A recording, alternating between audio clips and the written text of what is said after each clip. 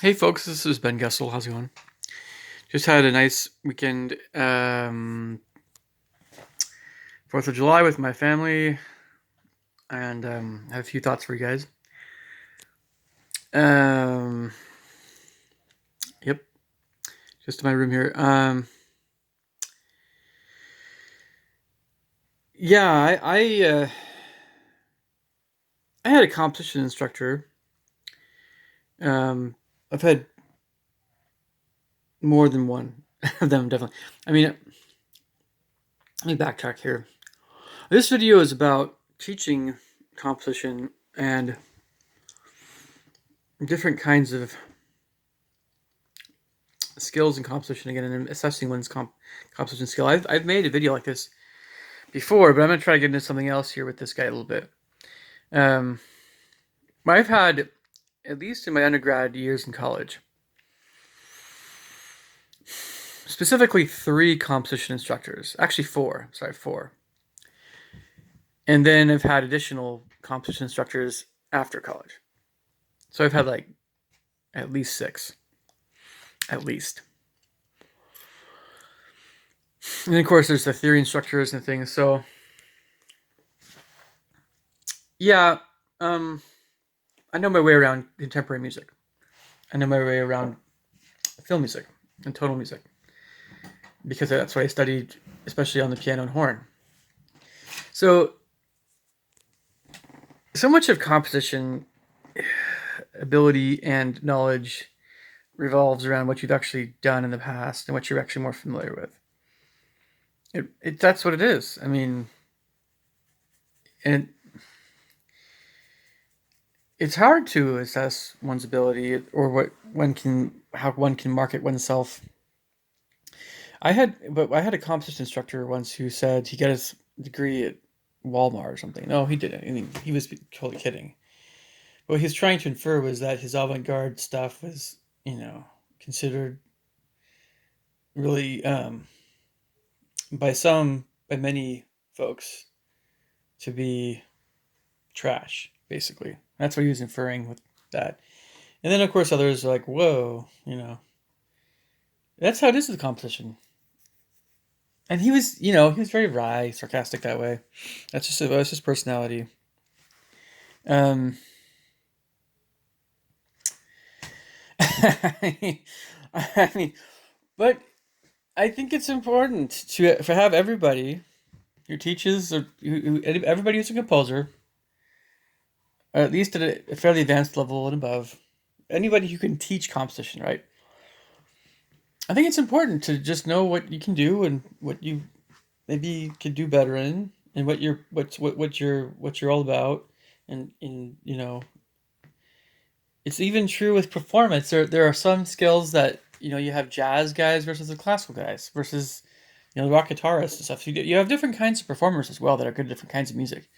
Still, it's still the case with performers, but it's especially the case with composers because again, it's just a question of how how long have you been writing music in a certain style, and how many styles do you know, and what's your skills in all these different areas of composition, notation, orchestration, electronics, all that stuff. And so there's just a lot of, and you do get more aware of where you're at the further you go. But it's really easy to feel like you're not that great of a composer when professors have rarely complimented you. I had a horn teacher who was really tough on me, really stinking tough on me horn wise. He never complimented me unless I did a good job of something. And he has complimented me before on stuff, sure. It's not really, it was like rare. I mean, but he's complimented me composition wise, big time, this particular horn instructor of mine in the past. So that means something. It means something. And sometimes I've gotten more compliments sometimes about my music from performers than I have from the avant-garde composers or from even like film instructors, film composers guys. It depends. It's just everybody's a little different. Everybody sees different things, and whoever. And sometimes there's just I don't know. It's just so I mean, yeah. So it's it can be hard to gauge your actual real skill and your actual real knowledge. So in order to know this a bit more, where one is at, what do you need to do? Well, when you're actually composing, when you're you definitely know that you have a lot of skill. And I do mean a lot of skill. Like you're professional, basically. You're a professional level composer. You can write as well as any pro level composer. You know when you're, yeah. And so you just all you do when you're composing is you just are aware of, like you can say however you're composing, whatever your thought process is, during that thought process, you're asking yourself not only it's the normal things that when you're composing, what do you want to do, but it's like it's often a kind of a question of how effective am I? How effective is this music regarding getting at whatever it is I'm trying to write? Am I writing what what it is that I'm trying to write here? Is my voice present? Is my or am I, or if you're big into melodies, what's the quality of the melody? How memorable is it? How good is it? Basically, how well are you, if you're being inventive with harmony? Are you doing the same old stuff you've done before? Or are you expanding in different areas? Or are you doing yeah, what are you doing there? And is the texture more complex than usually written, or is it more inventive, or is it you you just keep going down the list and counterpoint and you know counter melodies or whatever. And you get to a point, if you are self scrutinizing enough, if you're introspective enough in that regard when you're writing, so that's like on top of what you're actually doing. So it's like major brain power. So you probably get really hungry afterward. But if you really if you're really being really honest with yourself, you'll say, and then there's always a question of, well, then in order to know how good you are, you need to compare with other guys, right? Well, we're kind of in a competition with ourselves in a way, but yeah, you can. It's like, well, you can. If you're a musician, if you're a composer, you're always listening to music, right? Or you're often listening to music. So how does your music stack up to everyone else's? So the guys that you can. It's easy, very easy for the avant-garde composers to brush off the tonal guys, especially the guys that have really commonly used chord progressions, or they're writing Muzak, or it's just a bunch of